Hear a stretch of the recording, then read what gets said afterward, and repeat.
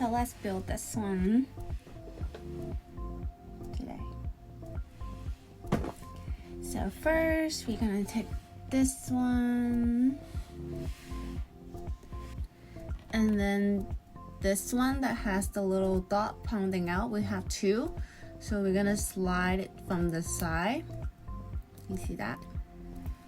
And then we're gonna slide the other one on the other side. Just like so. And then we're gonna add the face and closing the cube. There we go.